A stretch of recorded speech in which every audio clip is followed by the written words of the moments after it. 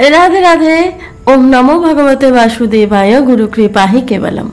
श्री श्री गुरुदेवेर आशीर्वाद निये, श्री श्री राधारानीर आशीर्वाद निये आज श्रीमद् भगवत गीतार प्रथम अध्याय 31 और 32 नम्बर श्लोक व्याख्या सह पढ़े शोनाচ্ছি। जय राधा वल्लभ श्रीहरिवंश। पूर्वे श्लोके निज शरीरेर अष्टचिह्नेर वर्णना करे अर्जुन भावी परिणाम सूचक अशुभ लक्षण आदिर जन्य युद्ध करा अनुचित बोले जानिয়েছেন।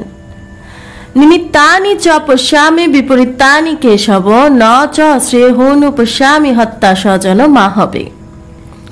अर्थात हे केशव, आमी लक्षणगुली सब विपरीत देखते पाচ্ছি এবং যুদ্ধে আত্মীয় স্বজনকে বধ করে শ্রেয় লাভ কিছু দেখতে পাচ্ছি না। ব্যাখ্যা।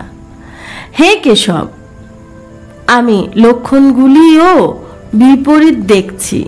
এর তাৎপর্য হলো কোনো কার্য আরম্ভ করার সময় মনে যত বেশি উৎসাহ থাকে সেই উৎসাহ কার্যটিকে করতে তত বেশি কার্যকর করে তোলে।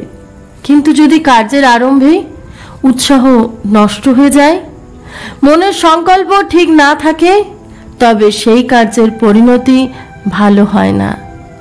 সেই দৃষ্টিতে অর্জুন বলছেন যে এখন আমার শরীর শিথিল হচ্ছে, কম্পন হচ্ছে, মুখ শুষ্ক লাগছে ইত্যাদি যে সমস্ত লক্ষণ দেখা যাচ্ছে সেই সব ব্যক্তিগত লক্ষণ আমার একেবারে ভালো মনে হচ্ছে না। এছাড়াও আকাশে উল্কাপাত, অসময়ে গ্রহণ, ভূমিকম্প, পশু পক্ষীর অস্বাভাবিক রব, চন্দ্রের গায়ে দাগ না দেখা, মেঘ থেকে রক্ত বৃষ্টি হওয়া ইত্যাদি চিহ্ন যেগুলি পূর্বে দেখা গেছে তাও অশুভ লক্ষণ। এইভাবে পূর্বের এবং এখনকার লক্ষণগুলি দেখে আমার মনে ভাবী অনিষ্টের আশঙ্কা হচ্ছে। যুদ্ধে নিজেদের স্বজনগণকে বধ করলে আমাদের লাভ কি হবে? যুদ্ধের পরিণামে ইহলোক বা পরলোক কোনোটি আমার পক্ষে হিতকারক বলে মনে হচ্ছে না। কারণ যে নিজ কুলকে ধ্বংস করে সে তো অত্যন্ত পাপী। সুতরাং কুলক্ষয়ের পাপ আমারই হবে এবং এর ফলে নরকবাস আমারই হবে। এই শ্লোকটিতে নিমিত্তানি পশ্যামি এবং শ্রেয় অনুপশ্যামি এই দুটি বাক্যের দ্বারা অর্জুন বলতে চাইছিলেন যে আমি লক্ষণগুলি দেখি বা নিজেই চিন্তা করি, দুইভাবেই যুদ্ধারম্ভ বা তার পরিণতি আমার পক্ষে এবং জগতের পক্ষে হিতকারক নয় বলেই আমার মনে হচ্ছে।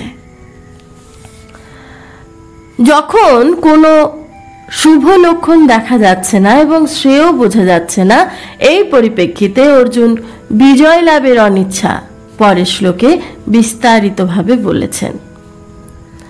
ন কাঙ্ক্ষে বিজয়ং কৃষ্ণ ন চ রাজ্যং সুখানি চ কিং ন রাজ্যেন গোবিন্দ কিং ভোগোজ্জীবিতেন।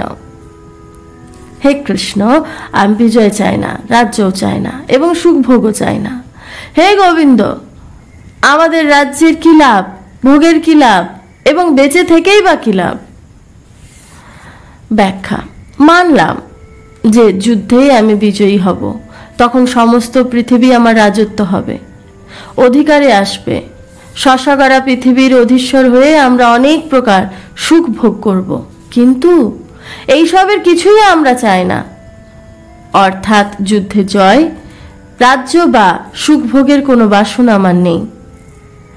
আমার মনে যখন কোনো প্রকার কামনা বাসনা নেই, তখন যত বিশাল রাজ্যই হোক না কেন তাতে আমার লাভ কি? যত সুন্দর সুখ ভোগ পাওয়া যাক না কেন তাতেই বা আমার কি হবে? অথবা এই আত্মীয় স্বজনদের হত্যা করে যদি বহু বছর ধরে সুখের রাজ্য ভোগ করি তাতেই বা আমার কি লাভ হবে? অর্থাৎ এই জয়, রাজত্ব, সুখ ভোগ তখনই সুখ দেয় যখন হৃদয়ে তার জন্য কামনা বাসনা থাকে, ভালোবাসা থাকে অথবা গুরুত্ব থাকে। কিন্তু আমার এইসবের জন্য কোনো আকাঙ্ক্ষা নেই, তাহলে এগুলি আমাকে কি করে সুখ দেবে? এই সমস্ত আত্মীয় বর্গকে হত্যা করে আমার বাঁচার কোনো ইচ্ছা নেই, কেননা এরা নিহত হলে এই রাজ্য ও সুখভোগ কার প্রয়োজন? রাজ্য ও সুখভোগ এই সমস্তই আত্মীয়দের জন্যই প্রয়োজন, কিন্তু এদের যদি মৃত্যু হয় তাহলে এগুলি কে ভোগ করবে? ভোগ করা তো দূরের কথা, বরং তাদের অবর্তমানে আমার অধিকতর চিন্তা আর শোক হবে। রাধে রাধে। এখানেই কথার বিরাম দিচ্ছে। সকলকে জানাচ্ছি রাধে রাধে। এতক্ষণ অবধি যা কিছু পড়ে শোনালাম সবই শ্রী শ্রী রাধারানীর শ্রী চরণে নিবেদন করছি। জয় রাধা বল্লভ, শ্রী হরিবংশ।